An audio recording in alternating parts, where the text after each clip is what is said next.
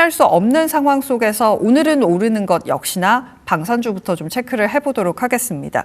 한화에어로스페이스가 결국에는 13% 이상의 상승을 보여주면서 윗골이 달리는 거 아니야 했는데 결국에는 달리는 모습들 나타나고 있거든요. 그렇다고 오늘 우리가 또 방산주를 매수하기는 약간 겁나는 것도 사실이에요. 어떻게 보세요? 네, 맞습니다. 오늘 당장 진입하기는 좀 어려운데 우리가 또 이제 새로운 관점으로 좀 봐야 된다라고 생각을 하거든요. 그 이유가 뭐냐면은 사실 방산주라든지 조선주들 계속해서 이제 수주 산업으로서 우리가 앞으로 추가적인 수주가 나올 수 있느냐에 대한 부분이 굉장히 중점적인 부분이거든요. 그래서 이전에 뭐 러우 전쟁 이런 것들로 인하고 또 이제 트럼프 대통령의 방위비 증액 뭐 이런 것들이 계속적으로 이슈가 좀 됐었는데 사실 추가적인 수주가 나오지 않고 있는 상황이라서 이제 방산주들도 조금 주춤했었던 그런 모습을 보여줬거든요. 그런데 이번에 이렇게 좀 사용되게 됨으로써 또다시 추가적인 수주가 나올 수 있다라고 좀 보시는 게 좋을 것 같습니다. 특히나 지금 천궁 얘기가 굉장히 많이 들려오고 좀 있는 상황인데 천궁 같은 경우에는 뭐 아랍에미리트라든지 이라크 통해서 7조 원이 넘는 그런 수주를 여태까지 좀 쌓아왔습니다. 그런데 이번에 이런 것들이 좀 사용되게 됨으로써 혹은 이러한 이슈들이 좀 발생하게 됨으로써 이 천궁에 대한 수요가 좀 함께 올라갈 수 있다라고 좀 보시면 되거든요. 그래서 추가적인 수주가 나올 수가 있는 부분이기 때문에 그런 것들을 좀 중점적으로 봐야 된다. 게다가 이제 뭐 항상 이런 요격 뭐 이런 유도미사일과 관련된 이슈들이 좀 들려오게 되면 항상 이 패트리엇과 관련된 이슈들이 좀 나오거든요.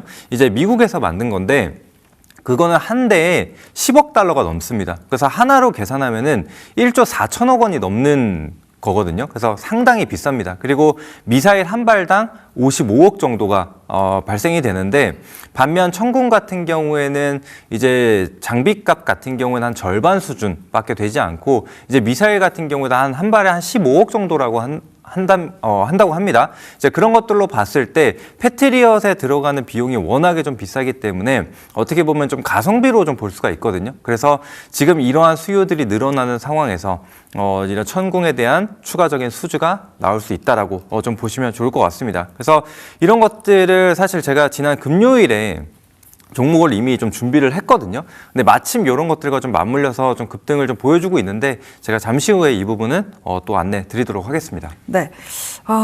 지금은 사실 지금 LIG 넥슨 상한가 걸렸거든요. 상한가 걸리는 반응이 나올 수밖에 없지만 지상방산도 놓쳐서는 안 된다라는 말씀 함께 들어봤습니다. 계속해서 사실 방산주 외에는 오늘은 뭔가 눈에 띄는 종목들이 많이 없는 상황인 것 같거든요. 오늘 하루 종일 이럴까요? 네, 일단 오늘 하루는 좀 이러한 흐름이 이어지지 않을까라는 생각을 합니다. 그래서 앞서 서두에도 말씀드렸다시피 이제 삼성전자나 SK하이닉스 혹은 이런 시장에 대한 저점 확인이 좀 필요한 구간이라고 생각을 합니다. 그래서 그런 것들을 먼저 좀 체크해 주시면 좋을 것 같고, 그다음에 지금 여전히 좀 방산주들, 특히나 이제 중소형 방산주들까지도 수급이 지금 분산되어지고 있는 상황입니다. 그래서 뭐 빅텍이나 아니면 한일단조 뭐 이러한 종목군들까지 올라오고 있는데 사실 제가 이제 준비한 종목이 파이버 프로라는 종목입니다. 그래서 제가 지난주 금요일에도 이 종목을 좀 소개를 해드렸거든요. 근데 잠깐 차트를 먼저 한번 보게 되면은 저는 항상 말씀드리는 게 우리가 주가가 올라갈 때 보는 게 아니라 조정이 나올 때 봐야 된다라고 하면서 금요일 날 좀 제시를 해드렸어요. 그런데 아무래도 방산주에 좀 속하는 기업이다 보니까 오늘 바로 추가적인 급등이 좀 나오고 있다라는 거를 좀 미리 말씀드립니다. 그래서 오늘 상승이 나와서 준비하는 게 아니라 지금 뭐 선제적으로 좀 움직임을 보여주고 있기 때문에 우리가 신규 진입을 하더라도 좀 고려를 해봐야 된다. 미리 말씀드립니다.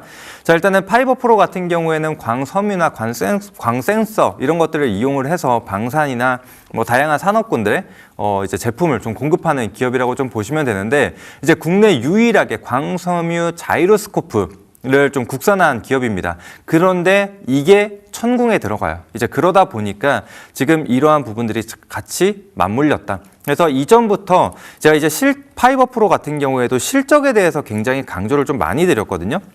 그래서 잠깐 실적을 한번 보시게 되면은 매출액이 지난 5년간 계속해서 상승을 좀 보여주고 있습니다. 거기에 더해서 영업이익 같은 경우에도 지금 뭐 20억대에 머무르던 게 100억대까지 올라왔어요.